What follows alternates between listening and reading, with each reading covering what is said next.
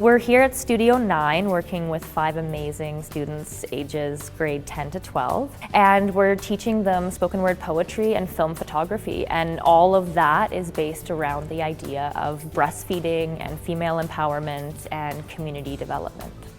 I'm teaching them about film photography and basically using it as a way to introduce the idea that film is still important. It was a really big challenge trying to find a school who was willing to let us come in and work with them.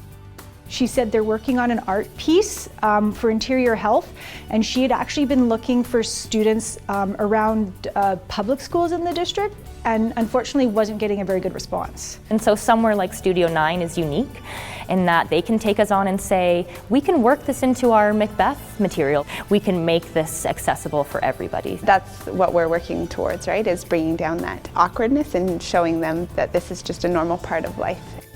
I'm hoping they will just take the time to critically assess their own bias and their own perspective, and then also to feel empowered to be able to express themselves creatively about topics that are quite typically political.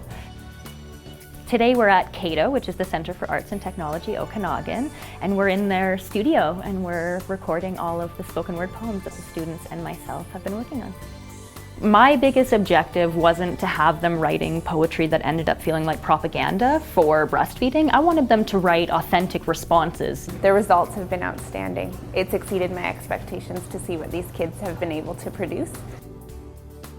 We're doing our big launch tonight. We're having our art opening, so all of our students are coming out. They're showing their photography that they've done, as well as performing the poems that they've been working on for the last 6 weeks. My poem is based on the theme between the bond between a mother and a child, because I feel like that's a major part of your development. It's her life, her decisions, her consequences, it's her body. I originally wanted to do something about towards nutrition about breastfeeding, and it kind of took off from there, and I changed it into a story.